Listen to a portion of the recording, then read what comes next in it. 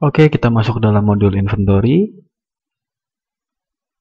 Oke, pada modul ini pastinya membahas mengenai persediaan barang, meliputi keluar dan masuknya barang, mutasi antar lokasi, serta koreksi persediaan barang. Di sini juga terdapat kartu stok. Pada sub-sub modul terdapat file induk. Dalam file induk terdapat kelompok barang, master barang, lokasi barang, transaksi. Ya, pada transaksi terdapat penerimaan barang import, pengiriman barang, mutasi antar gudang, koreksi, stok opnam. Oke, dan laporan. Oke, kita langsung masuk ke kelompok barang. Kelompok barang ini berfungsi menampung pengklasifikasian barang-barang berdasarkan jenis kelompoknya. Contohnya barang-barang yang sejenis dikelompokkan dalam satu nama, ada data entry-nya, sini ada list-nya. Ya. Oke.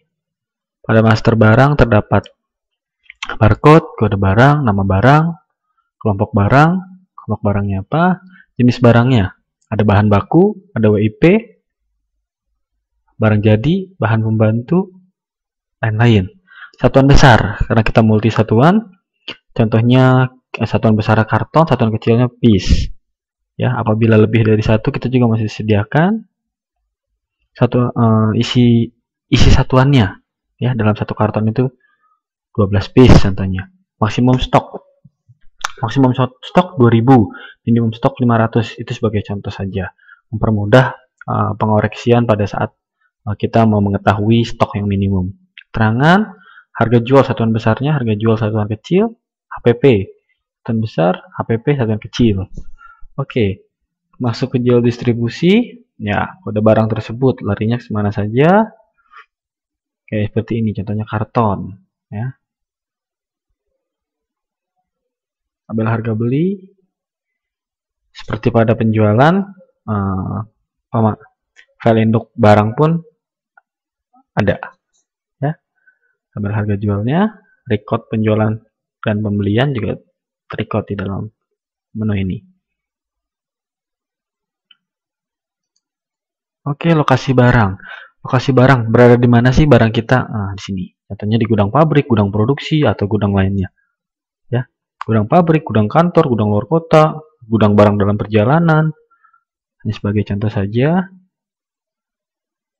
Transaksi. Pada transaksi ada penerimaan barang, nomor buktinya kita masukkan. Dikirim dari pemasok siapa sih? Nah, seperti ini. Mata uang yang dipergunakan dalam transaksi tersebut.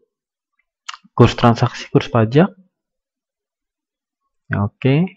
Nomor surat jalan pemasok. Tipe penerimaan barang. Dengan PO atau tanpa PO. Jenis PPN-nya.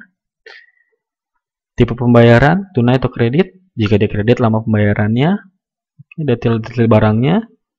Jika dia dengan PO, kita tinggal panggil saja PO-nya. Detail biaya jasa. Ya, contoh cetakannya seperti ini. Penerimaan barang. Kita masuk ke penerimaan barang import. Karena barang import biayanya banyak dan besar dan nilainya besar, maka dalam data entry-nya lebih banyak. Contohnya nomor bukti, ya nomor bukti seperti biasa dapat dilakukan auto dan manual. Nomor pemesanan, ya nomor kontrak, isinya tipe kontraknya,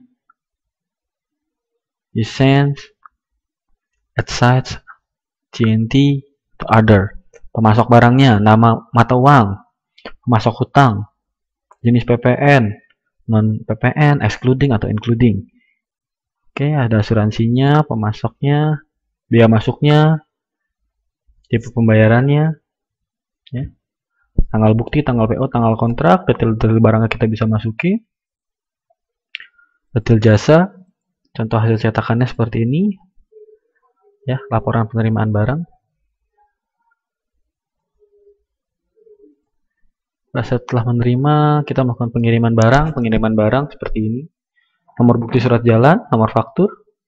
Ya. Oke.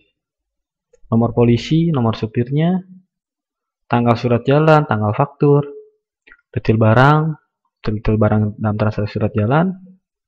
Ya. Pada saat penginputan melalui modul inventory, surat jalan tidak diberikan harga. Ya, detail cetak surat jalan.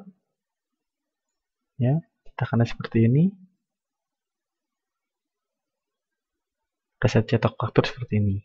Ya, ini jika cetak faktur dilakukan di menu inventory. Oke.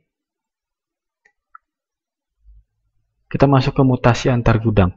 Artinya pada saat kita ingin melakukan produksi atau pemindahan barang, kita dapat melakukan di sini. Contohnya nomor bukti, lokasi asalnya misalnya dari gudang pabrik menuju gudang produksi, keterangannya, pengolahan bahan baku seperti itu. Kita tinggal masukkan saja. Kita tambahkan nomor barangnya, nama barangnya apa, satuannya, kuantitinya, keterangannya untuk apa. Ya. Hasil cetakannya seperti ini.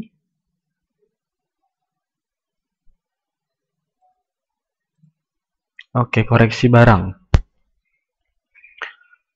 Kita dapat mengoreksi barang tersebut, misalnya kode lokasinya ada di gudang kantor. Satuannya piece. Sini, perkiraannya untuk cetakan seperti ini. Kita dapat mengkoreksi, ya, berhubungan dengan koreksi. Stok of 6.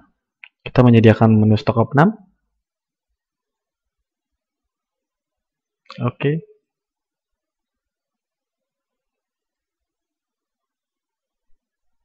Laporan. File induk, ada laporan barangnya, transaksi, penerimaan barang, daftar pengeluaran barang, daftar mutasi antar lokasi, daftar koreksi barang, semua terrecord di dalam laporan. Lain-lainnya, kita punya kartu stok atau kartu barang, tanpa nilai atau dengan nilai, maksudnya itu dengan harga atau tanpa harga, saldo barang, ya. Oke, demikian penjelasan dalam laporan. Ya, kita juga dapat pada menu awal ini terdapat stok minimum. Tinggal kita klik button stok minimum. Oke, maka mereka akan proses dan akan muncul laporan stok minimum yang terdapat di dalam gudang. Jadi barang-barang apa saja yang harus dibeli sudah ada.